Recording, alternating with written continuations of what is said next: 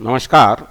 आइए हम आज पाश्चात्य शिक्षा दार्शनिक जॉन डीवी का जीवन परिचय को देखें, सामाजिक परिदृश्य समझें, शिक्षा का स्वरूप, शिक्षा का दर्शन, डीवी के प्रयोजनवाद के मूल सिद्धांत, शिक्षा के उद्देश्य, पाठ्यचर्या, शिक्षण विधियाँ, शिक्षक एवं शिक्षार्थी और अनुशासन के बारे में उनके विचारों को जानें।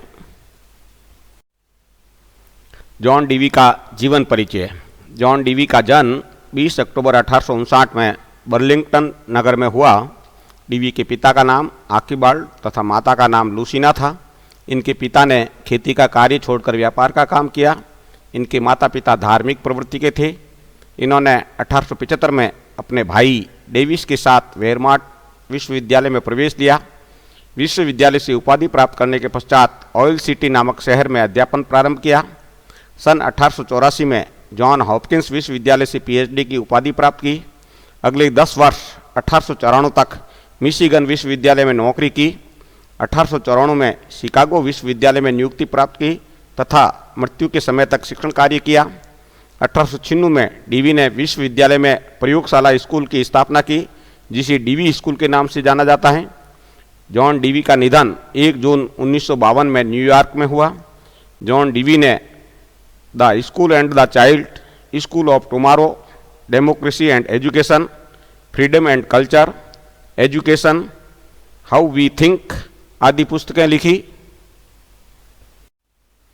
जॉन डीवी के समय सामाजिक परिदृश्य। 17वीं सदी में इंग्लैंड में सामाजिक अस्थिरता थी। कैथोलिक ईसाइयों द्वारा प्रोटेस्टेंट ईसाइयों पर अमानवीय अत्याचार हो रहे थे। प्रोटेस्टेंट अपने आप को असुरक्षित महसूस कर रहे थे, तो उन्होंने इंग्लैंड से अमेरिका की ओर पलायन शुरू किया। जब इंग्लैंड की औद्योगिक क्रांति का प्रभाव अमेरिका पहुंचा, तो अमेरिका में रहने वाले लोगों को नई नई समस्याओं का सामना करना पड़ा।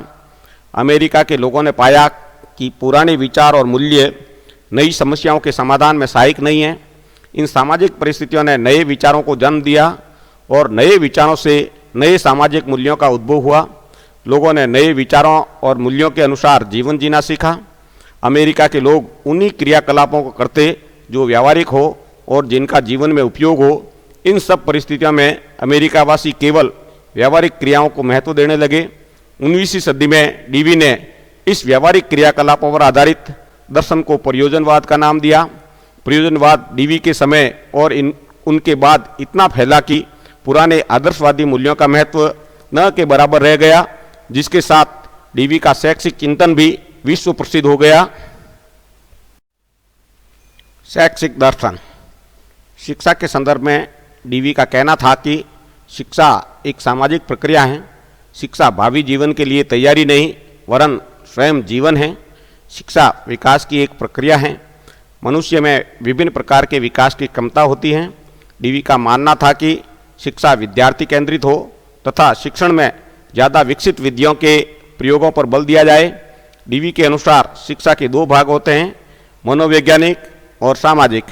मनोवैज्ञानिक पक्ष में बालक की मूल प्रवृत्तियों, क्षमताओं और प्रेरणाओं आदि पर ध्यान दिया जाता है। प्रत्येक बालक को उसकी योग्यता के अनुसार विकास करने का मौका मिलता है।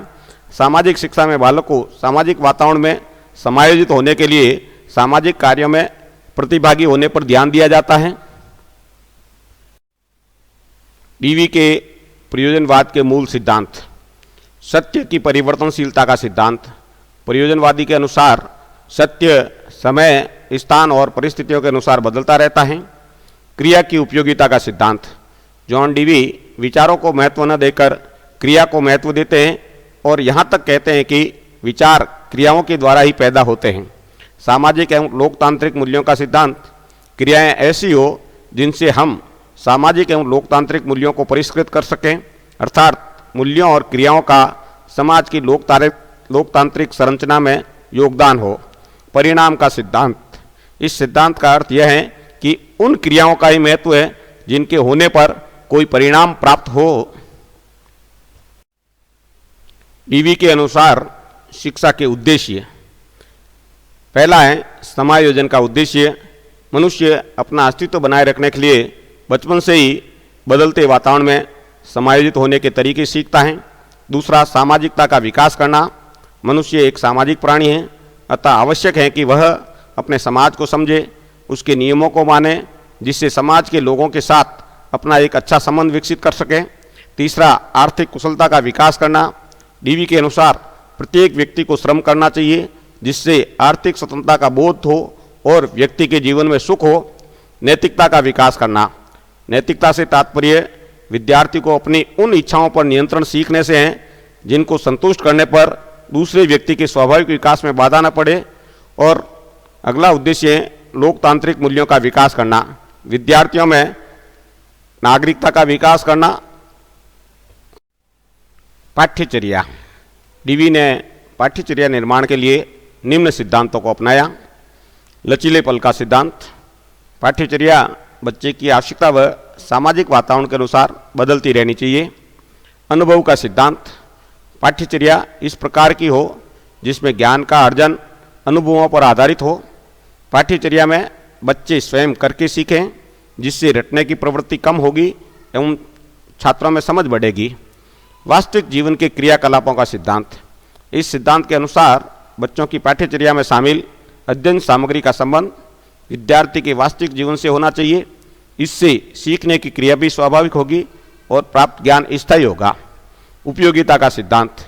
डीवी के अनुसार पाठ्यचर्या में ऐसी विषय वस्तु दी जाए जिसके द्वारा ज्ञान का उपयोग जीवन यापन व दैनिक जीवन में किया जाए। ज्ञान इकाई का सिद्धांत। पाठ्यचर्या में ज्ञान को पूर्ण इकाई के रूप में प्रस्तुत की गई है, न कि खंडों में विभाजित करके अलग विषयों के रूप में प्रस्तुत करना। डीवी का मानना था कि ज्ञान को खंडों में विभाजित नहीं किया जा सकता, यहाँ तक कि नैतिक एवं धार्मिक शिक्षा भी अलग विषयों के रूप में न पढ़ाई जाए। शिक्षण विधियाँ। शिक्षण विधियों को आधार प्रदान करने के लिए डीवी ने सामाजिक एवं मनोवैज्ञानिक सिद्धांतों का उपयोग किया। सामाजिक क्रियाशीलता को केंद्र मानकर उन्होंने समाज और क्रिया के साथ अनुभवजन्य ज्ञान प्राप्ति में सहायक शिक्षण विधि पर बल दिया। इसमें प्रमुख रूप में अवलोकन विधि, प्रयोग विधि, स्वयं अनुभव द्वारा सीखने की विधि, आगमन निगमन विधि, समस्या समाधान विधि, सहसंबंध विधि तथा प्रोजेक्ट विधि प्रमुख हैं। शिक्षक, शिक्षार्थी एवं अनुशासन। शिक्षक जॉन डीवी ने शिक्षक को शिक्षार्थी से अधिक महत्व दिया, क्योंकि उनके अनुसार अधिकांश अनुभव शिक्षार्थी को शिक्षक के माध्यम से ही प्राप्त होते हैं। डीवी ने कहा है कि शिक्षक ऐसी परिस्थितियों को उत्पन्न करने की कोशिश करे जिनमें शिक्षार्थी स्वयं अनुभव करके सीखे, अर्थात वातावरण का निर्माण करना, योजना बनाना, निर्देशन प्रदान करना व निरीक्षण करना प्रारंभिक स्तर पर शिक्षक के प्रमुख कार्य हैं। शिक्षार्थी। डीवी का कहना था कि शिक्षार्थी को रटने के स्थान पर अनुभव, प्रयोग एवं अवलोकन द्वारा सीखने का प्रयास करना चाहिए। छात्र वातावरण में उपलब्ध सभी प्रकार की अध्ययन सामग्री से सीखने का प्रयास करे। शिक्षार्थी अनुभव अथवा क्रिया में बाधा होने पर शिक्षक से निर्देशन प्राप्त करे। शिक्षार्थी अपने शिक्षकों का सम्मान करे, क्योंकि शिक्षक उनके मार्गदर्शक हैं। अनुशासन को डीवी एक आंतरिक शक्ति कहते हैं। शिक्षक इस प्रकार का वातावरण विकसित करे जिससे कि सभी छात्रों को अपनी अभिव्यक्ति का उचित अवसर प्राप्त हो। डीवी के अनुसार दंड के द्वारा अनुशासन संभव नहीं है, लेकिन बच्चों को उनकी जिज्ञासा के अनुरूप ज्ञान प्राप्ति के पर्याप्त अवसर प्रदान किए जाएं, जिससे छात्रों में स्वतः अनुशासन विकसित हो। सारांश। जॉन डीवी का शैक्षिक दर्शन बहुत ही व्यावहारिक है। वे बदलते समाज और उसकी आवश्यकताओं के अनुसार शिक्षा के विभिन्न पहलुओं में बदलाव की बात करते हैं। यद्यपि पुरानी परंपरा के अनुसार डीवी ने भी शिक्षक को शिक्षार्थी से अधिक महत्व दिया।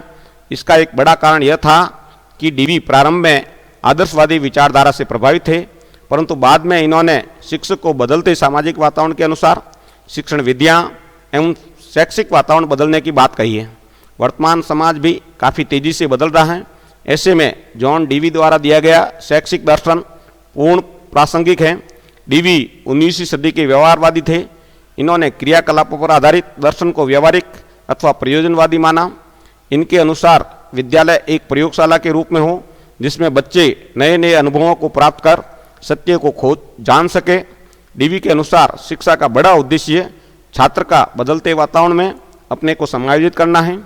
जीवन जीने के लिए सभी छात्र आर्थिक कुशलता का विकास कर आर्थिक स्वतंत्रता का बोध पैदा करें। छात्रों को लोकतांत्रिक मूल्यों से भी अवगत कराया जाए। डीवी के अनुसार पाठ्यक्रम लचीला, जीवनोपयोगी तथा अनुभव के सिद्धांत पर आधारित हो। उनके अनुसार शिक्षक का कार्य योजना बनाना, निरीक्षण करना तथा सीखने का वातावरण तैयार करना है। डीवी कहते हैं कि यदि बच्चे को ज्ञान प्राप्ति के पर्याप्त अवसर दिए जाएं तो छात्र में स्वतः अनुशासन आता है।